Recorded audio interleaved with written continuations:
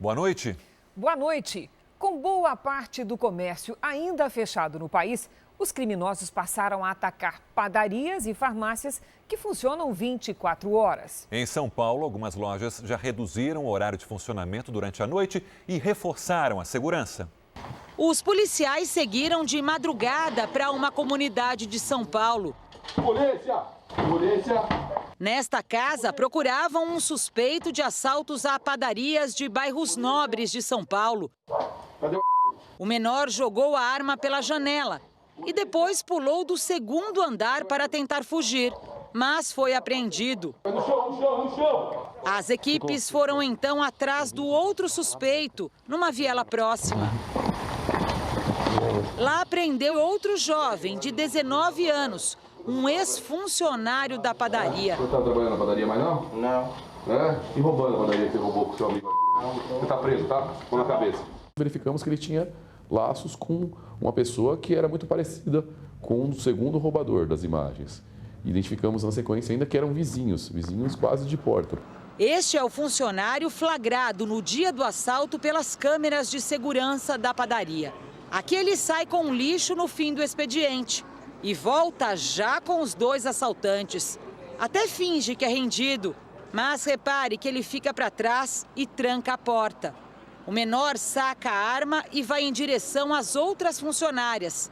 Leva todo o dinheiro do caixa e do cofre. O funcionário não se mostra surpreso ou nervoso. Com a restrição do funcionamento do comércio em geral durante a pandemia, padarias, mini-mercados e principalmente as farmácias viraram alvo dos assaltantes. Algumas redes de lojas precisaram aumentar a segurança e reduzir o horário de funcionamento no período noturno. Poucos comércios estão existindo ainda, a maioria um horário reduzido, inclusive para evitar esse tipo de crime, esse tipo de comércio que lida com dinheiro vivo. A equipe do mesmo delegado prendeu 2 quadrilhas especializadas nesse tipo de crime.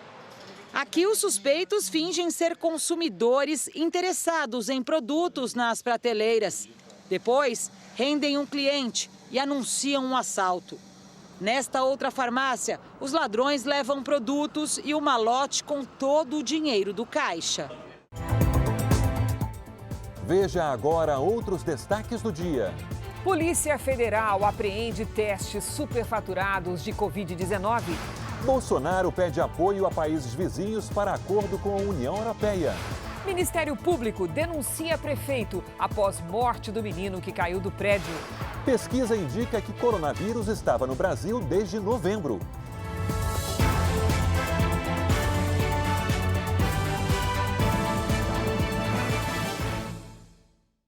Oferecimento Bradesco, reconhecendo e incentivando nossa gente guerreira.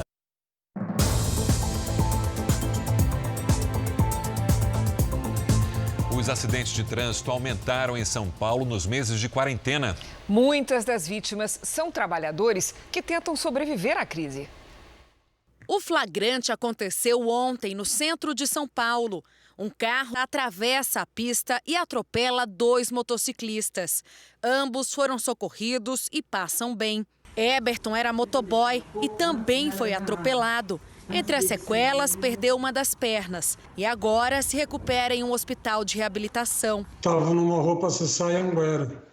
Aí eu saí um pouco da pista, peguei o carro na contramão.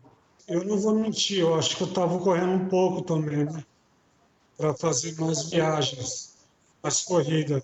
Dirigir em alta velocidade tem sido uma das principais causas de acidentes durante o isolamento. Com as pistas um pouco mais vazias, os motoristas aproveitam para acelerar. Mas não é só isso. Imprudência, abuso de álcool e cansaço também são fatores que ajudam a aumentar esse tipo de ocorrência. Estão enfrentando aí uma jornada de muitas horas, 14, 16 horas de trabalho, né?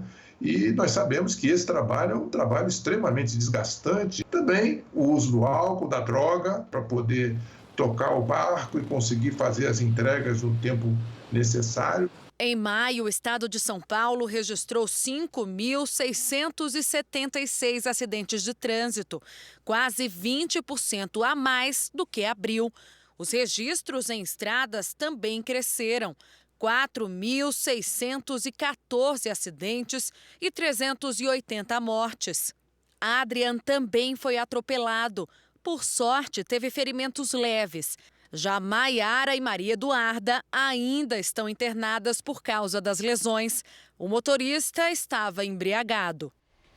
Um policial militar foi preso no Rio de Janeiro, suspeito de chefiar uma milícia na Baixada Fluminense. As investigações revelaram que ele seria o responsável por abrir franquias do crime fora da capital. O alvo era tão perigoso que exigia um esquema especial para cercar o quarteirão onde o miliciano morava. André Cabral é policial militar, mas para a corregedoria da PM é um dos chefes do grupo paramilitar que já controla 2 bairros em Nova Iguaçu. Os negócios ilegais envolvem até a família. Na casa do irmão do PM, que também foi preso, a polícia encontrou armas e materiais utilizados para a instalação de TV a cabo clandestina. Segundo a corregedoria, André pratica extorsões contra comerciantes e moradores. Ele também é suspeito de cometer assassinatos na região. André Cabral teria conexões com outros 2 criminosos, que estão na lista dos mais procurados do país. Wellington da Silva, o Eco, e Danilo Lima, o Tandera, fariam parte da maior milícia do Rio de Janeiro, a Liga da Justiça. As investigações apontam que o PM preso faria parte de um plano de expansão territorial das milícias no estado do Rio de Janeiro. André Cabral seria o dono da franquia que se instalou em Nova Iguaçu. Levou para a Baixada Fluminense as atividades criminosas que impõem medo aos moradores e geram lucro para a quadrilha. Eles não têm temor de andar livremente, frequentam locais onde nós mesmos possamos estar frequentando, intimidam toda aquela região que é amedrontada, é extorquida, tem que pagar taxas para não sofrerem retaliações. Nós não conseguimos localizar a defesa do policial militar André Cabral. Uma investigação sobre supostas irregularidades na compra de testes da Covid-19 mobilizou policiais em 7 estados e no Distrito Federal. Foram encontrados milhares de testes para a Covid-19 que ainda não tinham sido usados. Eles estavam armazenados em caixas e foram apreendidos em Brasília pelo GAECO, o Grupo de Atuação Especial de Combate ao Crime Organizado. Para apurar supostas ilegalidades na contratação dos testes, 74 mandados de busca e apreensão foram cumpridos simultaneamente no Distrito Federal e em 7 estados brasileiros. Só em São Paulo, 3 empresas foram alvos da operação, além de endereços em locais nobres da região metropolitana, onde morariam pessoas supostamente envolvidas no esquema. Todo o material foi encaminhado para o Ministério Público, que comanda as investigações. Contratos, documentos, um cofre e uma caixa de teste, 2 caixas de teste Covid, com alguns kits dentro. Em Goiânia, também houve operações de busca e apreensão de documentos. No Rio de Janeiro, agentes da polícia foram até um endereço num condomínio na Barra da Tijuca. As investigações apontaram indícios de superfaturamento na venda dos testes para a Covid-19. Os lotes foram comercializados em contratos emergenciais, ou seja, que dispensam licitações. Segundo a Procuradoria-Geral de Justiça, o valor movimentado passaria de 73 milhões de reais. Desse total, mais de 30 milhões teriam sido desviados. Além disso, há evidências de que os testes seriam de baixa qualidade, o que não garantiria a eficiência na detecção da Covid-19. Aparentemente vem da China, né? E aí eles revendiam isso. De acordo com as investigações, servidores da Secretaria de Saúde do Distrito Federal teriam se organizado para fraudar licitações e para comprar testes com preços superfaturados. O governo do Distrito Federal disse por meio de nota que os testes comprados têm certificado da Anvisa e os preços são os praticados no mercado. Vamos aos números de hoje da pandemia do coronavírus no Brasil. Segundo o Ministério da Saúde, o país tem quase 1,5 milhão de casos de Covid-19. com 61.884 mortos. Foram quase 1.252, mais precisamente, registros nas últimas 24 horas. Ainda de acordo com o boletim do Ministério da Saúde, 852.816 pacientes estão curados e 582.158 seguem em acompanhamento. O Ministério da Saúde liberou quase 14 bilhões de reais para estados e municípios. Vamos a Brasília, ao vivo, com Matheus Scavazini. Matheus, boa noite. Boa noite, Sérgio, Cristina, boa noite a todos. Esse é o maior valor já liberado de uma única vez para o combate à Covid-19. O estado de São Paulo é o estado que mais vai receber recursos, mais de 2 bilhões de reais. Também hoje foram divulgados os números do maior estudo epidemiológico sobre coronavírus no Brasil. A pesquisa é uma parceria entre o Ministério da Saúde e a Universidade Federal de Pelotas. Os estudos apontaram que 91% das pessoas que ficam infectadas apresentam algum tipo de sintoma. De Brasília, Matheus Scavazini. Obrigado, Matheus. O Rio de Janeiro avança na reabertura da economia. Nesta quinta-feira, academias de ginástica voltaram a funcionar. Nos restaurantes, os clientes puderam ser servidos nas mesas com novas regras de higiene e distanciamento. Tava todo mundo com saudade. As portas reabriram, mas cheias de regras de segurança. Os funcionários usam máscaras especiais, tudo milimetricamente planejado. O setor de bares e restaurantes foi um dos que mais sofreram com a pandemia. Cerca de 27 mil pessoas foram demitidas. A gente sabe que vai ser difícil, vamos começar lá de baixo, mas com fé em Deus a gente vai conseguir.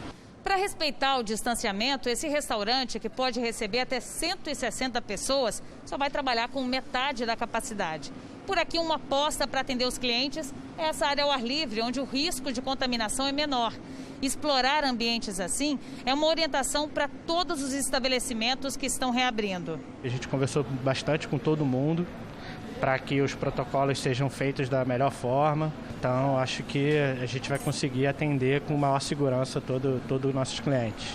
As academias também voltaram a funcionar, mas com limitações. As atividades físicas precisam ser agendadas, os espaços são delimitados e os cuidados com a limpeza aumentaram. 3 em 3 horas é esvaziar a academia todinha, então a equipe de limpeza vem, faz todo o processo de limpeza para poder receber novamente o grupo de alunos.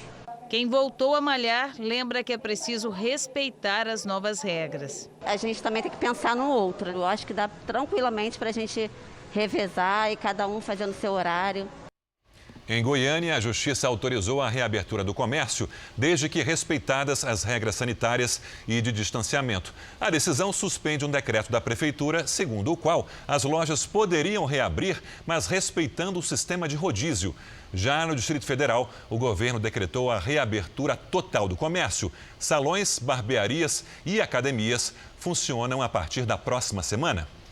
Um shopping em Botucatu, no interior de São Paulo, resolveu inovar. Como as lojas não podem receber os clientes, o trânsito de carros foi liberado pelos corredores. Os clientes escolhem os produtos por aplicativo e entram no shopping para retirá-los. No sistema chamado de drive-thru indoor, os corredores receberam sinalização e a velocidade máxima é de 5 km por hora. Motoristas e passageiros têm que usar máscaras e não podem sair do carro.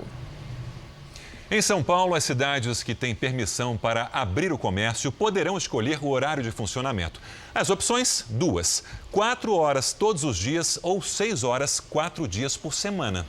E começou a valer hoje a aplicação de multas para quem não estiver usando máscara em espaços comuns ou para os comerciantes que permitirem clientes sem proteção. Obrigatório já era, mas agora cabe em multa de R$ 524 para quem for flagrado sem máscara. Eu acho que não precisava nem chegar a esse ponto, né? As pessoas tinham que conscientizar por si só, sem precisar de multa. Mas já que o povo não faz... Cartazes também precisam estar em estabelecimentos e restaurantes. E os clientes devem respeitar o uso. Ele vai entrar de máscara, fazer seu pedido de máscara e aguardar a chegada do pedido. Acabou de fazer a sua alimentação, não vamos... tolerar, vamos dizer assim, as pessoas num bate-papo e sem máscara numa mesa. A punição para os estabelecimentos passa dos R$5.000 por pessoa flagrada sem máscara.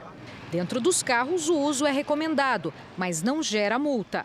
Essa obrigatoriedade não vale só para os espaços públicos e de prestação de serviço. Em áreas comuns, moradores e visitantes também devem usar máscara. Caso contrário, o condomínio vai ser multado. A autuação ela é feita no CPF e no estabelecimento no CNPJ.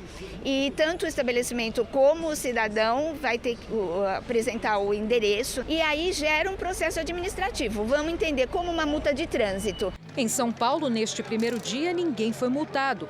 Já no Rio de Janeiro, que começou a fiscalização em maio, mais de 200 pessoas já foram autuadas.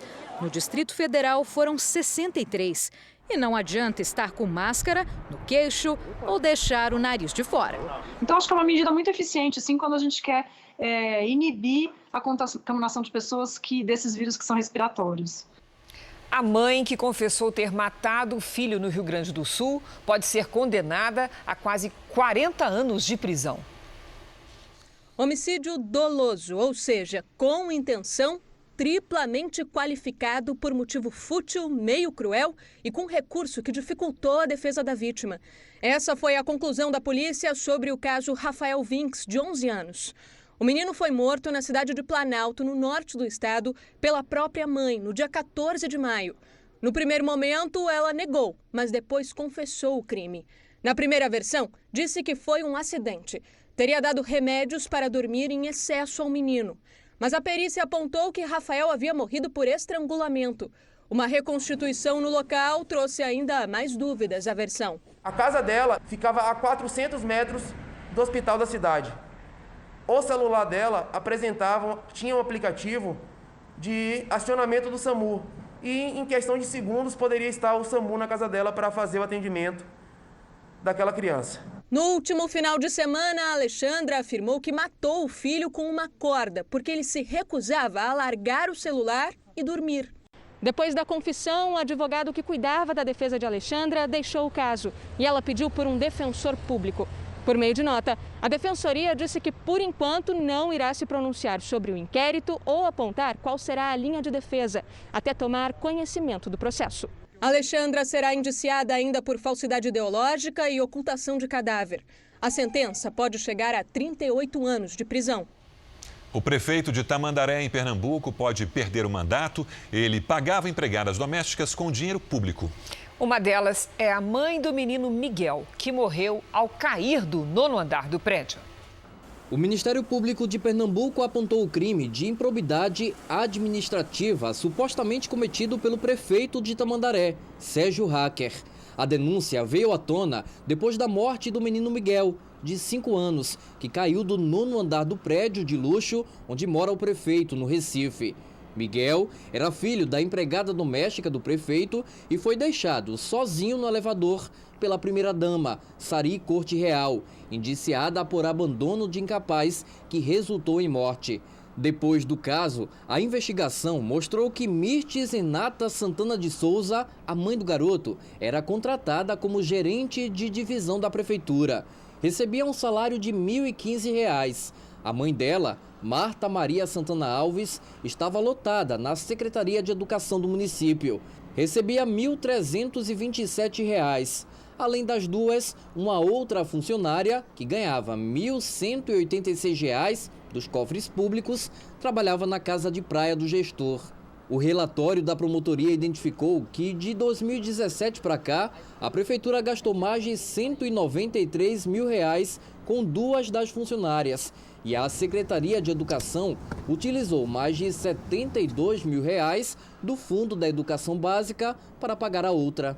A Prefeitura de Tamandaré informou à promotoria que o prefeito Sérgio Hacker devolveu o dinheiro gasto aos cofres públicos. Por isso, não teria havido prejuízos.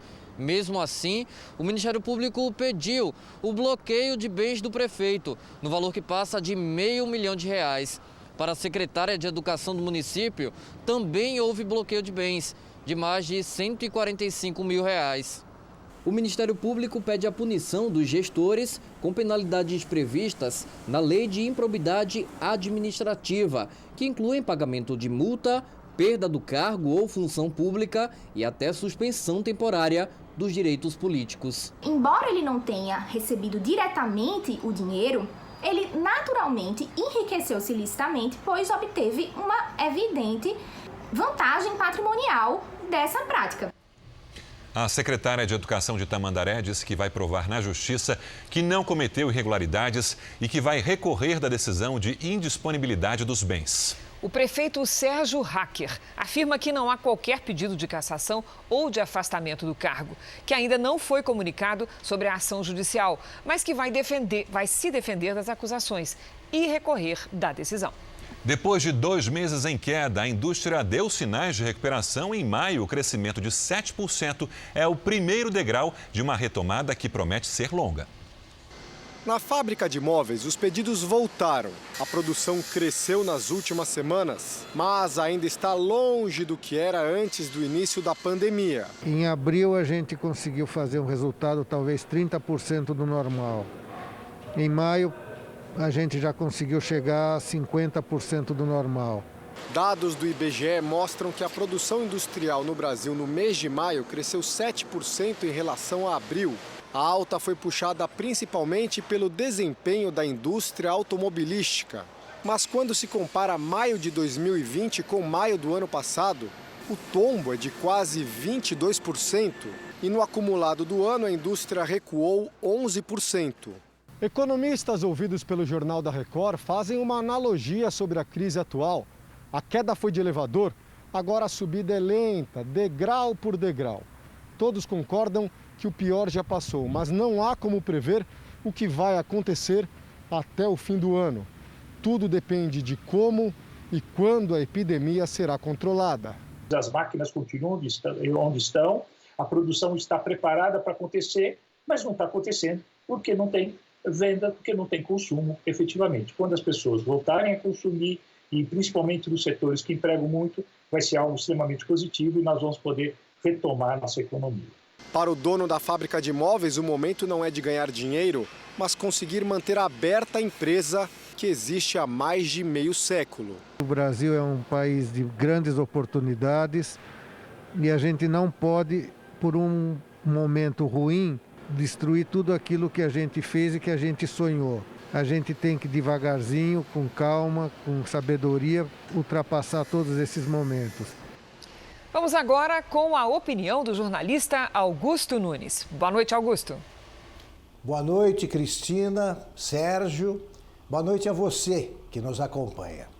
Nesta semana, com o aval do Supremo Tribunal Federal, o Judiciário libertou mais um punhado de criminosos irrecuperáveis, alegando a necessidade de protegê-los da Covid-19. Também nesta semana, a ministra Rosa Weber resolveu manter na cadeia um homem que furtou 2 desodorantes, cada um valendo R$10. A decisão reiterou uma contradição que se manifesta com estranha frequência no Supremo Tribunal Federal. Muitos ministros tratam autores de delitos insignificantes com o rigor que se transforma em brandura quando julgam envolvidos em roubalheiras bilionárias. Em novembro passado, por exemplo, o Supremo proibiu por 6 votos a 5 o início do cumprimento da pena depois da condenação em segunda instância.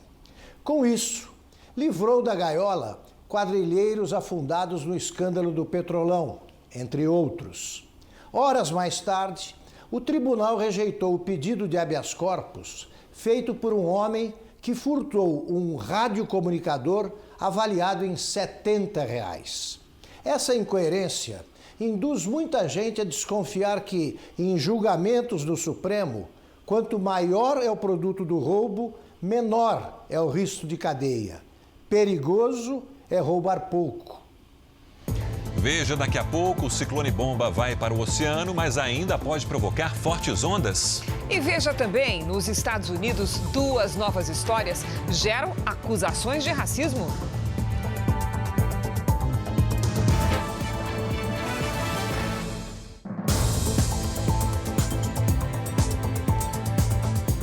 O presidente Jair Bolsonaro pediu empenho aos colegas do Mercosul e países associados ao bloco para fechar acordos com a comunidade europeia. O presidente também anunciou que a política externa brasileira vai ser ampliada. Foi a primeira cúpula por videoconferência da história do Mercosul. O discurso do presidente Bolsonaro foi do Palácio do Planalto, ao lado do ministro das Relações Exteriores, Ernesto Araújo. Temos atuado com o mesmo empenho na melhoria do ambiente de negócios, na atração de investimentos e na renovação da infraestrutura. No esforço de construção de um país mais próspero, buscamos também mais e melhor inserção do Brasil na região e no mundo.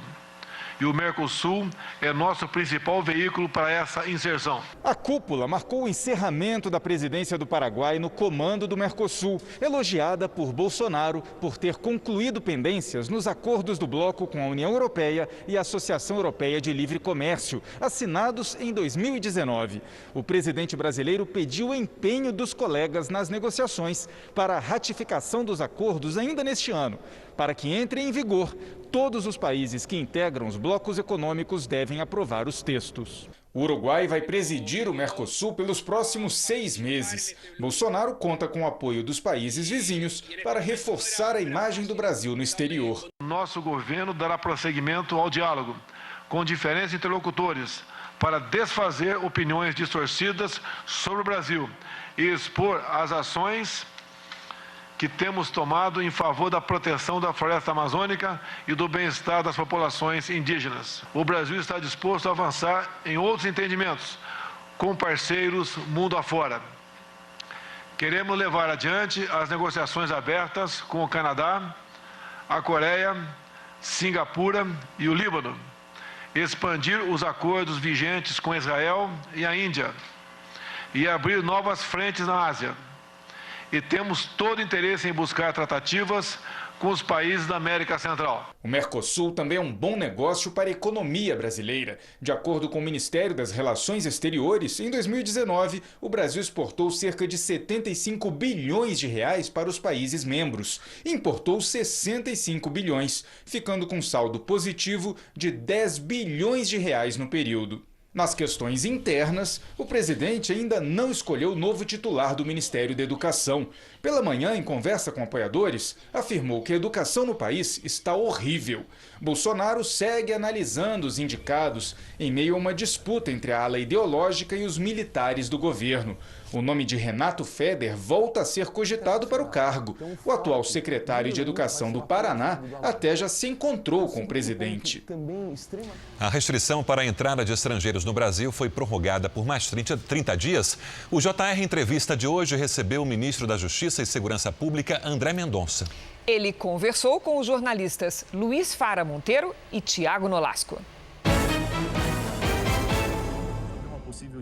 Sobre a restrição de entrada de estrangeiros no Brasil, o ministro André Mendonça disse que o país segue parecer da Anvisa para prevenir novos casos de Covid-19 e que a intenção do governo é de não inviabilizar os negócios. A expectativa nossa é que o mais breve possível nós possamos abrir as fronteiras, ao menos as questões relacionadas a negócios, ainda que não aquela abertura irrestrita, mas para a realização de negócios no Brasil e com o critério da reciprocidade também. Sobre a investigação sobre a suposta interferência do presidente Jair Bolsonaro na Polícia Federal, o ministro espera que o depoimento do presidente seja por escrito e diz estar tranquilo sobre a questão. Não só já se demonstrou o suficiente que não houve interferência, como aí sim eu posso testemunhar do perfil do presidente da República. O que ele pede para nós, sermos imparciais, sermos efetivos, o que ele cobra de nós no Ministério da Justiça de modo específico, que combatamos a criminalidade, que atuemos de forma efetiva. Se um presidente da República eleito não cobrar legalidade ou cobrar esse tipo de legalidade é interferir de forma ilegítima, nós precisamos fechar para balanço a democracia. Você pode assistir ao JR Entrevista com o ministro André Mendonça às 22 horas, na Record News e no canal do YouTube do Jornal da Record. E os melhores momentos deste encontro você também pode rever no JR 24 horas. O Procurador-Geral da República, Augusto Aras, enviou ao ministro do Supremo Tribunal Federal, Celso de Mello, um parecer sobre o eventual depoimento do presidente Bolsonaro no inquérito que apura a suposta tentativa de interferência na Polícia Federal. Para Aras, o Código de Processo Penal dá a Bolsonaro as opções de permanecer em silêncio, depor por escrito ou indicar data e local para o depoimento presencial. O Ministério da Economia aumentou a previsão de déficit nas contas públicas para 828 bilhões e 600 milhões de reais este ano. A estimativa anterior, feita em maio, era de encerrar 2020 com um rombo de pouco mais de 708 bilhões. Os números refletem principalmente as medidas de combate à pandemia. De acordo com o governo, a nova projeção já considera a prorrogação por mais 2 meses do auxílio emergencial. Veja a seguir. Pesquisadores dizem que o novo coronavírus já estava no Brasil desde novembro. E também, policiais são expulsos de comunidade no centro de São Paulo.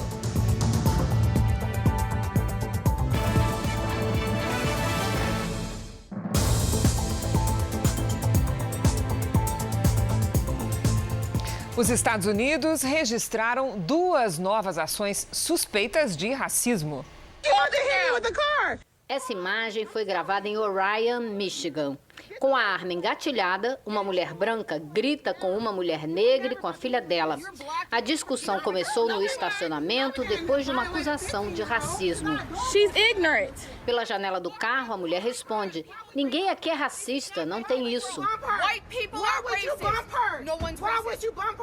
Mas quando o casal foi impedido de deixar o local, a mulher saltou armada.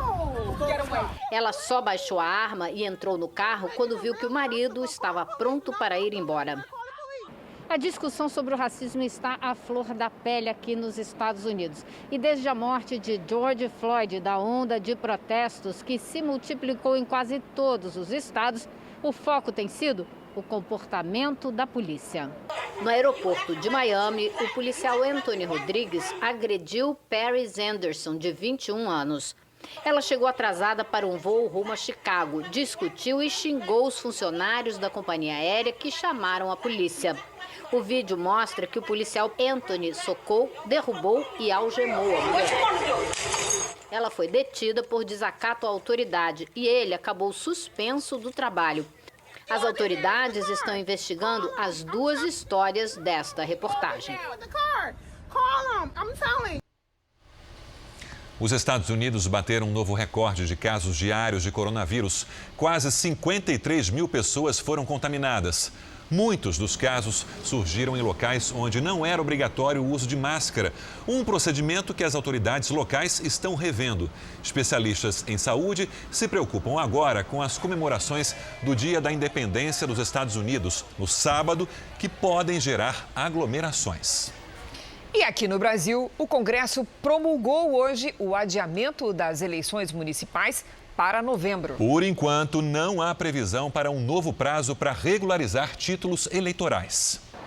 Este ano, os brasileiros vão escolher os novos prefeitos, vice-prefeitos e vereadores em novembro. Por causa da pandemia do coronavírus, o Congresso Nacional aprovou e promulgou uma emenda à Constituição que adia as eleições municipais, que seriam em outubro. 140 milhões de brasileiros, com essa decisão, estarão mais protegidos dessa doença e dando ao Tribunal Superior Eleitoral a possibilidade da prevenção com um pouco mais de tempo. Esse adiamento representa nada mais, nada menos do que um compromisso com a vida e com a certeza de que milhões de brasileiros não serão privados de um de seus direitos mais fundamentais, o direito de votar e de ser votado. O calendário eleitoral deste ano fica assim. O primeiro turno será no dia 15 de novembro e o segundo turno em 29 de novembro. As convenções partidárias, que é quando os partidos escolhem os candidatos, serão entre os dias 31 de agosto e 16 de setembro, com os registros de candidaturas podendo ser feitos até 26 de setembro. A propaganda eleitoral será exibida de 26 de setembro a 12 de novembro. O Tribunal Superior Eleitoral pode fazer mudanças nas regras de justificativas de votos e no horário de funcionamento das sessões. Mas e se chegarem os dias marcados para as eleições e algum estado ou município não tiver condições sanitárias de realizar as votações por causa da pandemia? O que acontece? Bom, nesse caso, o TSE pode pedir que o Congresso, por meio de um decreto legislativo, escolha novas datas para as votações. O limite para a realização das eleições é o dia 27 de dezembro deste ano. Agora que o Congresso já cumpriu o seu papel, e bem cumprido, nós vamos ter no TSE a missão árdua de realizar uma eleição com segurança em meio a uma pandemia, na crença de que até lá a epidemia já estará decrescente e que poderemos realizá-la com segurança. O ex-assessor parlamentar Fabrício Queiroz prestou um novo depoimento no Rio de Janeiro. Pedro Paulo Filho tem os detalhes. Pedro Paulo, boa noite. Boa noite, Sérgio. Boa noite a todos. Olha, um procurador aqui do Ministério Público Federal esteve no complexo penitenciário de Jericinó. Queiroz foi ouvido na investigação que apura a hipótese de o senador Flávio Bolsonaro ter recebido informações prévias sobre a Operação Furna da Onça, quando ele era deputado estadual. A denúncia foi feita pelo empresário Paulo Marinho. Segundo o procurador Eduardo Benones, Queiroz informou que não recebeu informações sobre a operação, mas também não soube dizer se outras pessoas tiveram acesso. A Operação Furna da Onça originou a investigação sobre operações financeiras suspeitas na Assembleia Legislativa do Rio de Janeiro. Sérgio, Cristina. Obrigado, Pedro Paulo. Agora um flagrante impressionante. Um carro desgovernado e em chamas desce uma rua em Contagem, Minas Gerais. Uma fumaça começou a sair do motor do carro. O motorista desceu e tentou apagar o incêndio. Só que o veículo virou uma bola de fogo e, sem freio, desceu a ladeira em alta velocidade. Só parou quando bateu num poste. Apesar do susto, ninguém ficou ferido. No fim da tarde, policiais foram expulsos de uma comunidade no centro de São Paulo. As informações com a repórter Daísa Bellini. Daísa, boa noite. Qual é a situação do momento?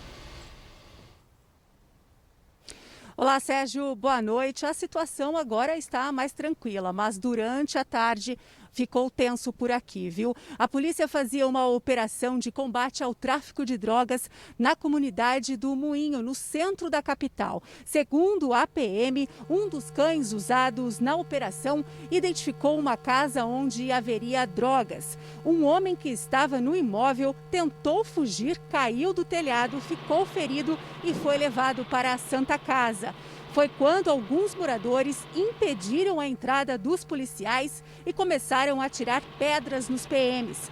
O confronto se alastrou até a Cracolândia, na região central também de São Paulo. O reforço foi chamado, inclusive com o apoio do grupamento aéreo da Polícia Militar.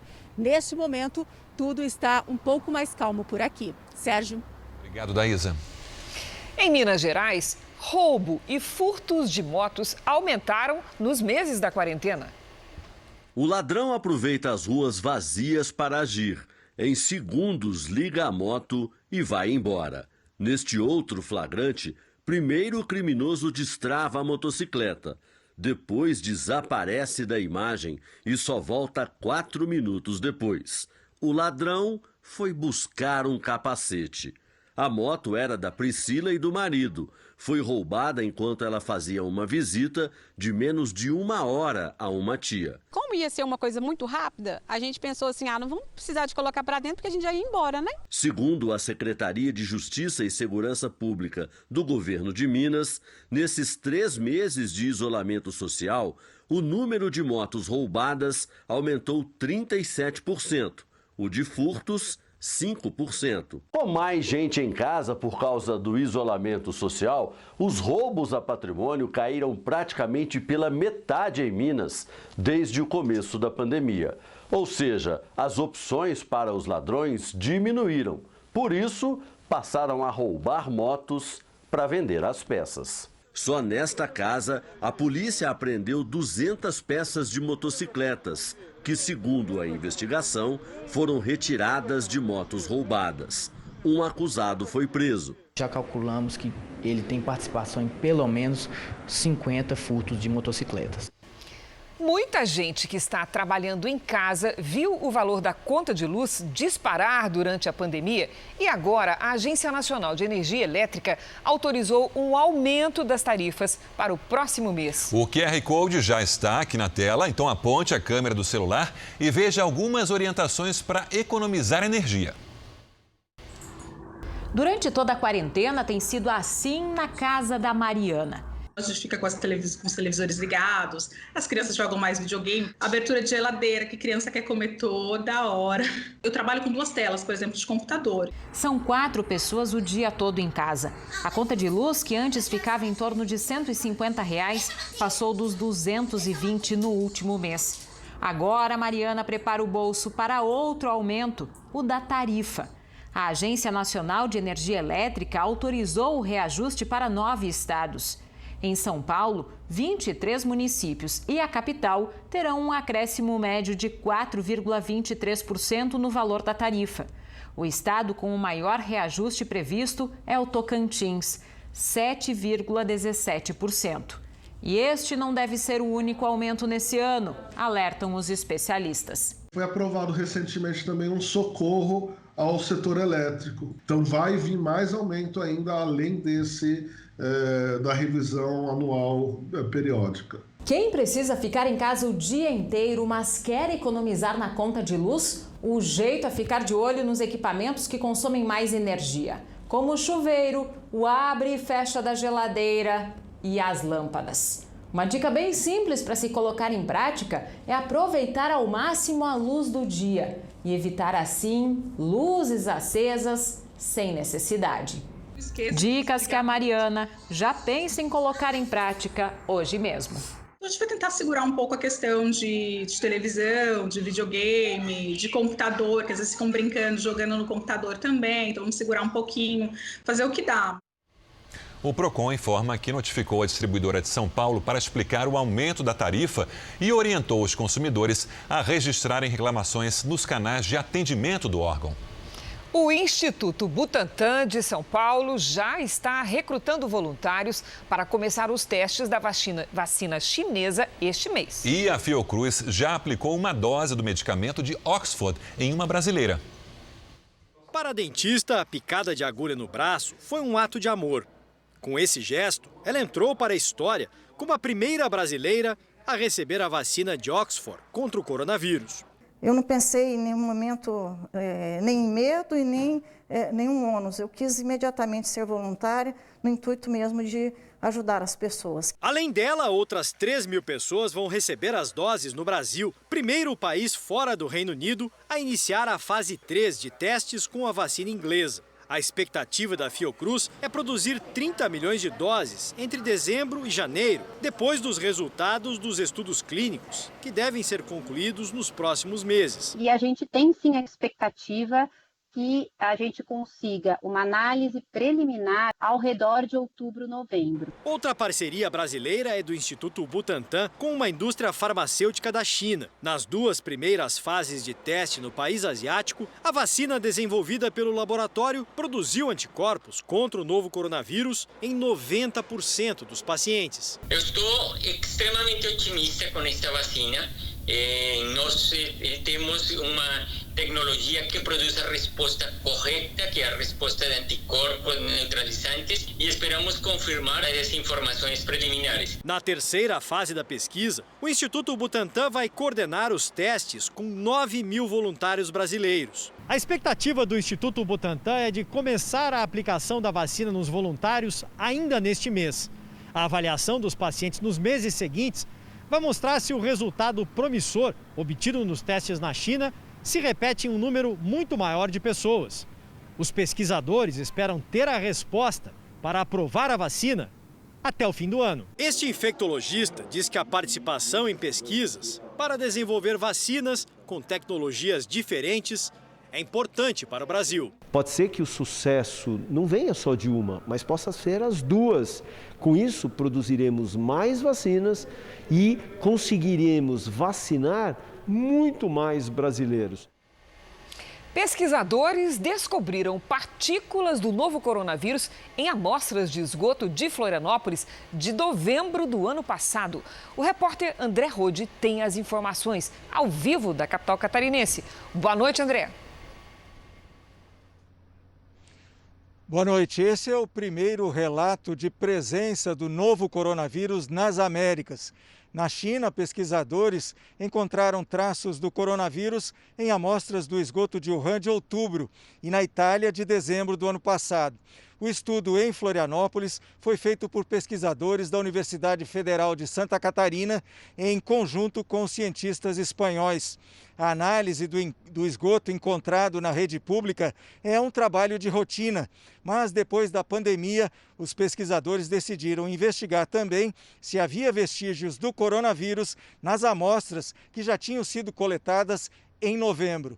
Os especialistas acreditam que pessoas infectadas possam ter apresentado sintomas que, na época, foram atribuídos a outras doenças respiratórias. Cristina, Sérgio. Obrigada, André. O cenário ainda é de destruição 2 dias depois do ciclone Bomba varrer a região sul do país. Santa Catarina decretou o estado de calamidade pública. Pelo menos 135 cidades foram atingidas pelos ventos de mais de 100 km por hora. No Rio Grande do Sul, equipes do Corpo de Bombeiros e Defesa Civil distribuem lonas aos moradores que tiveram as casas destelhadas pelos fortes ventos. Quase 120 mil residências continuam sem energia elétrica. A maior parte dos municípios atingidos pelo ciclone é de Santa Catarina. Em Florianópolis, algumas árvores ainda não foram retiradas das ruas. Quando a gente viu, o vento já estava chegando, a gente só deu tempo de deixar tudo no chão e sair correndo. Até agora eu ainda tô em pânico, parece assim que não ia passar. A Defesa Civil decretou estado de calamidade pública no estado. A Prefeitura de Governador Celso Ramos contabiliza um prejuízo milionário. Eu acho que ultrapassa a casa dos 100 milhões de reais os estragos, botando aí 3 mil unidades a serem reconstruídas. Após a passagem do ciclone Bomba, que atingiu ao menos 214 cidades nos 3 estados do sul do país, a atenção agora é no mar agitado. O fenômeno meteorológico se deslocou para o oceano. Aqui na praia de Tramandaí, a faixa de areia praticamente desapareceu. A ressaca é tão forte que parte do calçadão foi destruído. Nós temos aí ondas aqui da Praia-Mar em torno de 3 metros de altura. Já estamos aí fechando 24 horas de ressaca, mas precisamos que a ressaca dê trégua e a gente calcula aí mais um dia ou 2 ainda para iniciar os trabalhos de recuperação. As embarcações devem evitar ir ao mar. Ao todo, 10 pessoas morreram e 2 estão desaparecidas. Em Peruíbe, no litoral de São Paulo, as fortes ondas também avançaram sobre a orla. Câmeras de monitoramento gravaram um momento em que a água do mar invadiu um quiosque em frente à praia. Prefeitura e Defesa Civil trabalham para resgatar 9 embarcações que afundaram após a passagem do ciclone. O sul do Brasil teve o dia mais frio do ano, com neve e chuva congelada. Aliás, Lidiane, qual é a diferença entre esses dois fenômenos? Vamos lá, Cris. Boa noite para você, para quem nos acompanha. Olha só, na chuva congelada, a água congela ao entrar em contato com o ar frio e forma pedrinha de gelo até chegar ao solo. Ela é densa e quica também no chão. Já a neve sai das nuvens em flocos, é mais leve e permanece onde cai. Foi exatamente o que aconteceu hoje mais cedo em São Joaquim, na Serra Catarinense. Chuva congelada e depois floquinhos de neve. Todo dia a aula da nossa professora Lidiane. E amanhã pode acontecer de novo, Lidia? Não mais, viu, Cris? Olha, amanhã o tempo fica firme na maior parte do Brasil. O frio continua e pode gear no Rio Grande do Sul, em Santa Catarina e também no sul de Minas. Na Serra Gaúcha, mínima de 1 grau abaixo de zero. E na Serra da Mantiqueira, 2 graus ali no sul de Minas. No Nordeste, chove apenas nas praias e tem pancadas do Acre até o Pará. Em Porto Alegre, amanhã, máxima de 13 graus. No Rio de Janeiro, dia nublado, com até 22 e chuva fraca. 22 também é a máxima em Campo Grande. Em Salvador, 27 e até 35 em Palmas. Em São Paulo, 8 graus logo cedo, manhã bem geladinha e à tarde, máxima de 19. Obrigada, Lídia. Até amanhã. Até amanhã. A polícia do Reino Unido prendeu mais de 700 pessoas ligadas ao crime organizado. A investigação durou mais de 2 anos e teve a cooperação de outros países da Europa. A mega operação chegou a endereços de luxo no Reino Unido.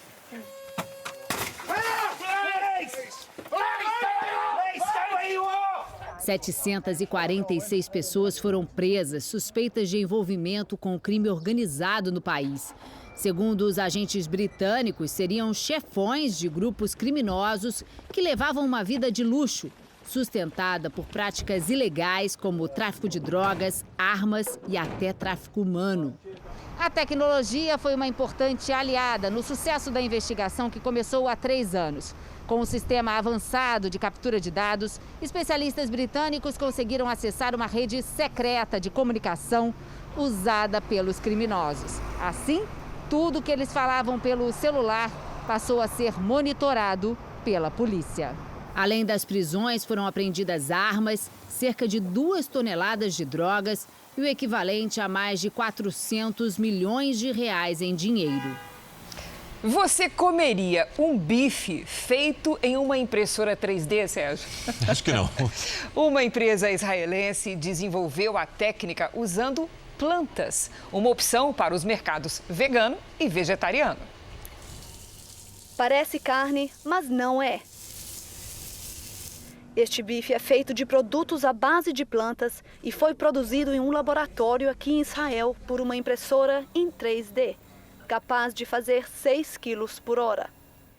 É Shahar Ben-Shitrit, CEO e cofundador da empresa que desenvolveu a novidade, explica que a ideia é substituir o processo de produção da carne bovina para reduzir os impactos ao meio ambiente. É também uma alternativa para veganos e vegetarianos. E o empresário garante, a aparência é carne e o gosto também. Israel é conhecida como a capital vegana do mundo. 5% da população se identificam como veganos e entre 5% e 8% como vegetarianos. Mas e aqueles que gostam de um bom bife, um churrasquinho? Será que eles aceitariam comer uma carne produzida em um laboratório? Tammuz Rubin diz que provaria, mas acredita que não deve ser como carne. Já Inbal Goslan afirma que não come carne, que é vegetariana e não sabe se iria experimentar. Amit Lass acredita que se houver uma solução melhor para comer carne sem matar animais, então poderia provar a carne 3D. Alon Tahar, dono de um restaurante em Tel Aviv e açougueiro, diz que ama carne e está animado. A expectativa é que a carne feita em impressora 3D esteja na mesa dos israelenses em alguns meses. No Brasil, o produto deve chegar em 1 ou 2 anos. Tá aí, animei também. O Jornal da Record termina aqui. A edição de hoje na íntegra e também a nossa versão em podcast estão no Play Plus e em todas as nossas plataformas digitais. E à 00:30 tem mais Jornal da Record. Fique agora com a novela Apocalipse. A gente se vê amanhã. Até lá. Boa noite e até amanhã.